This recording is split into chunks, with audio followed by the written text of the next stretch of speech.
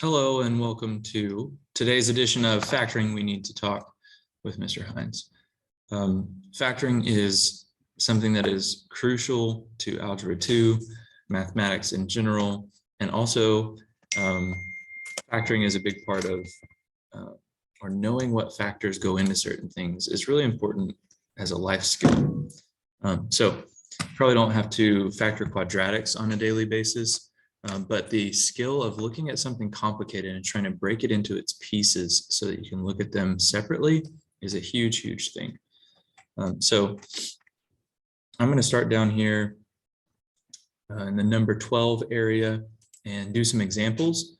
But basically what we're doing is we're looking at something that represents a function. So if we say f of x equals this cubic. And so what it's saying is there's something that changes in this way as x changes. And just like a lot of things in the world, it's a complicated thing. There's usually more than one factor. Just because you increase, let's say that you have a shop and you're selling cookies, just because you increase the cost of the cookies doesn't mean that you're going to make more money. Because as you increase the cost of the cookies, people will they won't want to pay for a cookie if the cookie costs $7. So we're trying to look at what pieces go into that, because it's not easy to look at just this function and find out when it will have a certain value. So we factor it. Okay. Factoring it involves several steps. In number 12 and in every problem, you're going to look for greatest common factors first. So this first one is 7 times x times x times x. And 66, you can break 66 up in a lot of ways, but 66 times x times x. And then 80 is just 80 times x, or 80x is 80 times x. So the numbers 66 and 80 don't divide by 7. So there's no number that we can factor out of the first part, but you'll see that they all do have one x that they share in common. That is a greatest common factor, and we can pull it out to the front, factor it out, and what's left over is 7x squared. So 7x squared times x gets us the 7x cubed. 66x times x gets us 66x squared, and 80 times x will get us 80x. All right, so all we've done at this point is we've changed the function into two separate factors. And we said, okay, one thing that is critical to how this function behaves is the value of x. So if x is 0, literally the whole function becomes 0, because 0 times, it doesn't matter what's in the parentheses, anything times 0 is 0. And so what we're doing as we factor is we're using the factors to find zeros. And we talked about how the function can be set equal to anything at the beginning, and we can always move everything from one side to the other so that we're not trying to find out when the function equals 20, because there's a lot of ways that can happen. 1 times 20, 2 times 10, 4 times 5, 5 times 4, or any decimals in between. But if you can get it set equal to 0, it doesn't matter what that second factor is. If the first factor, because they're multiplied, equals 0, the whole thing becomes 0. So it's a very powerful tool. All right, so next step, you might want to do quadratic formula with this. I don't. I want to see if it factors. So 7 times 80 is 560. And I need factors of 560 that add up to 66. And I know them, but let's say that we didn't. You're like, oh, that sounds good. That sounds like me. That's okay. Your calculator is a really great tool for helping you find factors of a number. All you have to do is go to y equals, and you type in the number you want factored divided by x. Why does that work? If we want two numbers that we don't know, x times y, to be equal to 560, if we solve for y, we get that the y is equal to just 560 divided by the other number. One number is just the number we want factored divided by the other factor.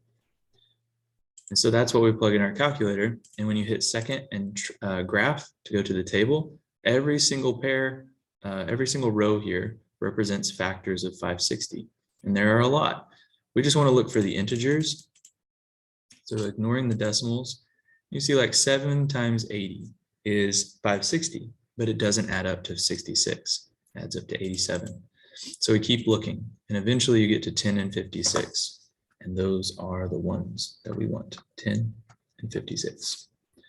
So we bring them over here. I'm going to bring the x down, it stays.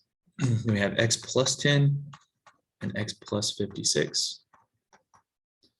But we're not done with that. We have to divide these by something. We always divide them by a, which is 7 in this case. And here's what you do. If the fraction doesn't simplify, like this one, you bring it up in front of the x, bottoms up. If the fraction does simplify, you simplify it. 56 divided by 7 is 8. And so this is fully factored. Once you get to linear factors, you can't go any further than that. So it's factored, and then you get all your solutions by setting each factor equal to 0 and solving for x. 2 of these are quite easy. You get x equals -8. That's one of the solutions. X equals 0 is the other solution. And then this one in here, you're going to subtract 10 from both sides. 7x equals -10, x equals -10 over 7. And the easiest way to get that is to look at this before you did the bottoms up. See 10 over 7, and it's a plus sign in the middle. It's always just the opposite of that, just like it is opposite of +8, -8. So there's a way to find your factors. I think that's one of the harder ones at the beginning here. So there you have it. So the function shows the relationship, but it's a complicated relationship. And so we want to know what factors go into that relationship so that we can just look at them separately and not have to worry about all the factors at the same time. We can just worry about x. We can just worry about 7x plus 10, and then just worry about x plus 8. And we can use those to find the zeros, which are the values of x that make the function equal to 0. And that's a special number, 0. We use 0 because it's easy to calculate. That's what allows us to only focus on one factor at a time.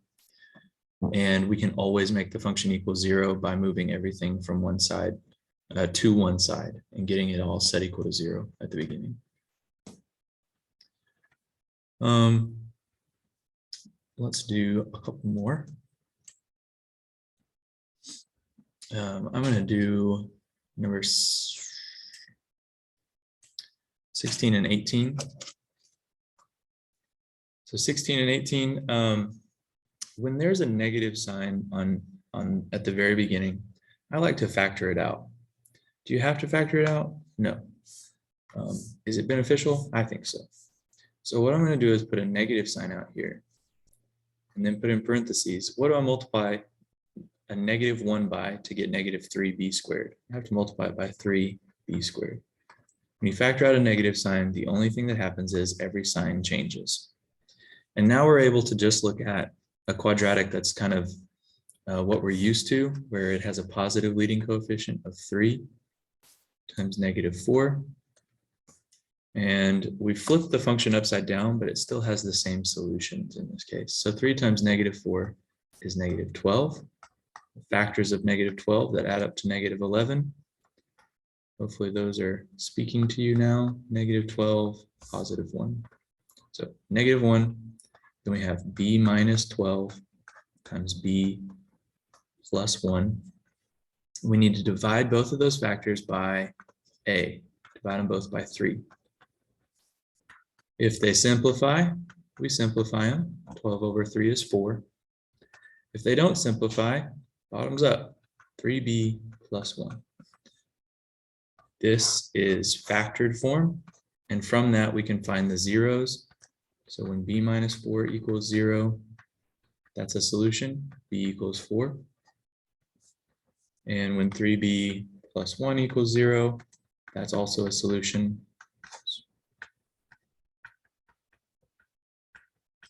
Divide by 3, b equals -1/3, also a solution. Number 18 has some numbers in it, okay?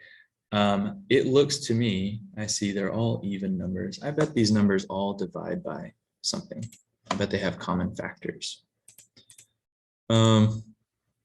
So what you might do is look at 54 and think about what it divides by.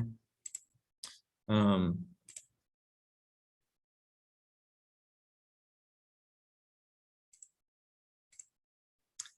it divides by 6. And then I'm going to see if 264 also divides by 6. I'm going to see if 360 also divides by 6. And they do. And then you might try to find out if they also divide by something else. So I know that 9 divides by 3, 66 divides by 3, and 60 divides by 3. So what were the two things I divided them by? 6 and 3. What's 6 times 3? It's 18. So that means that these all had a greatest common factor of 18. And you're like, Mr. Hines, I would never find that. Okay, then let's go to the calculator to y equals again 54 divided by x. 264 divided by x. 360 divided by x. And then you want to go to the biggest number where they all are integers. So 1 is a common factor, but it always is. That's not helpful. 2 is a common factor. 3 is a common factor. 4, not a common factor, because this one's 13.5. 5, no. 6, yes. And you just want to find the biggest one. Decimals, decimals, decimals, decimals.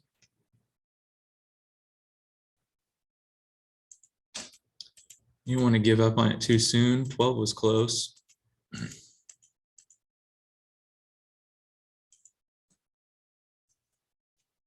Well, apparently 18 is not the greatest common factor. What have I done? Let me pause for a second.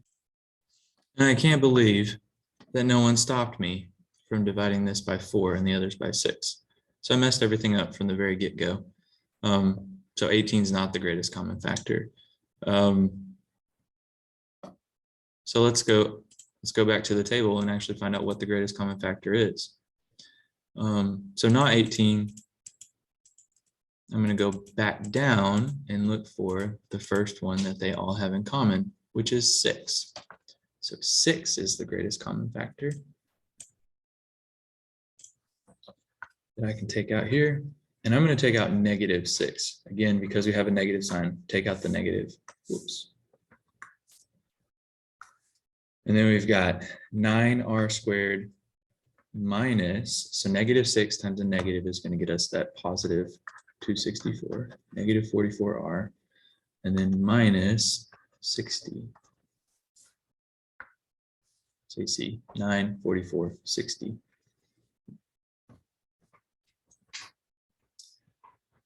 And now I'm ready to factor.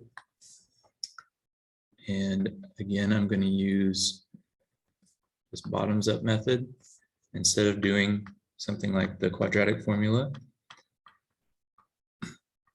I need factors of -540 that add up to -44. I think that's -54 and 10.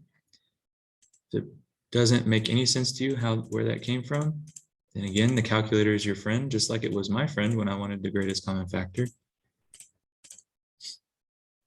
The number you want factored divided by x, and then you just go through the list. You look for ones that add up to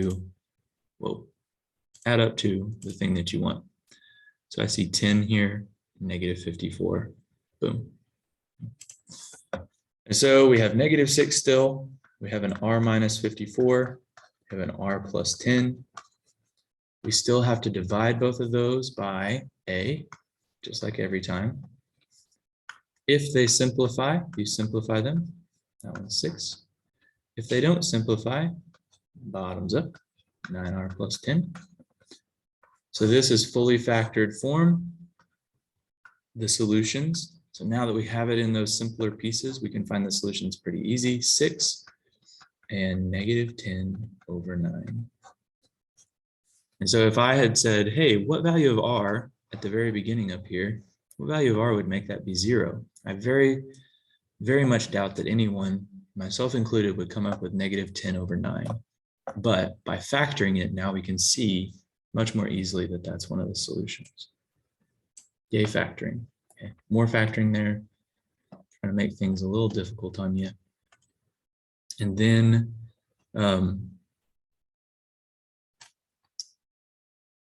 let's do 23 before we get into the cubic world. So we're looking at these numbers, trying to see if there's anything that they have in common. And I'm performing that last trick that I showed you, where I've taken every number and divided it by X so that I can just look at a table. And I'm going to start at 1 and see that 1 is a common factor because it always is. 2's not. 3, no. 4, no. 5, no. Go up as high as you want.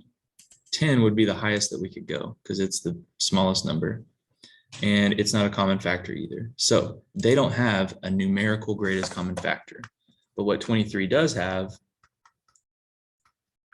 x squared is x times x, x cubed is x times x times x, and this one has an x as well. So they all have one x in common. We factor it out. I'm also going to factor out a negative sign, just like I always do, if the leading coefficient's negative. And so negative x can be multiplied by 10x squared to get negative 10x cubed. Negative x can be multiplied by negative 31x and positive 24. Just the opposite signs all the way through. And so we've taken out a greatest common factor, and now we have to do what we've been doing. And I'm not going to do that part, but I will set it up. 10 times 24, 240. Factors of that add up to negative 31. Once you bring them in, don't forget to write those factors and then divide them by 10. It's a bad one. Simplify the fractions, do the bottoms up, find 1, 2, 3 solutions to this cubic function. All right, now we got some special ones with number 25, 26, and 27, and then moving into some cubics. So I'll do number 25, and then I'll do a couple of the other ones after that and call it good for the day. And I've decided that we can wait for that, do that Friday. So your homework would be to finish through number 24, and we'll pick back up with those cubics on Friday. Happy cold day.